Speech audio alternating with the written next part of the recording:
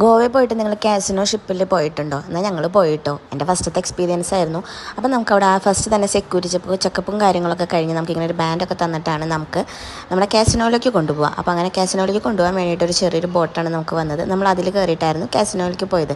ഭയങ്കര എക്സൈറ്റഡ് ആയിരുന്നു, കാരണം ഫസ്റ്റ് എക്സ്പീരിയൻസ് ആയിരുന്നു.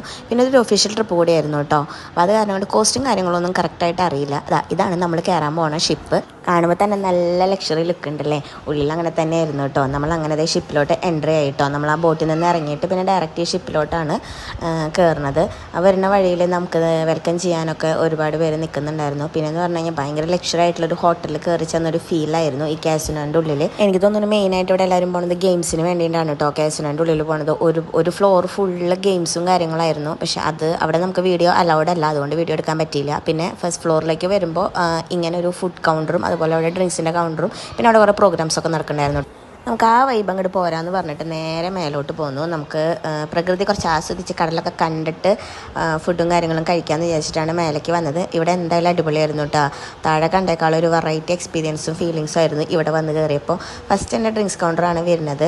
ഡ്രിങ്ക്സും ഫുഡ്സൊക്കെ അൺലിമിറ്റഡ് ആണ് എന്നാണ് പറഞ്ഞിട്ടുണ്ടായിരുന്നത്. പക്ഷേ ഇവിടെ കോസ്റ്റ്ലി ആയിട്ടുള്ള ഡ്രിങ്ക്സിനൊക്കെ നമ്മൾ എക്സ്ട്രാ പേയ്മെൻറ്റ് വേണമെന്നാണ് അവർ പറഞ്ഞിട്ടുണ്ടായിരുന്നത് കേട്ടോ. അങ്ങനെ നമ്മൾ ഫുഡൊക്കെ എടുത്തു. പിന്നെ ഇവിടെ പ്രോഗ്രാംസൊക്കെ നടക്കുന്നുണ്ടായിരുന്നു കേട്ടോ. വെറൈറ്റി ഡാൻസൊക്കെ കാണാൻ പറ്റി. അങ്ങനെയായിരുന്നു ഷിപ്പിലത്തെ വിശേഷങ്ങൾ.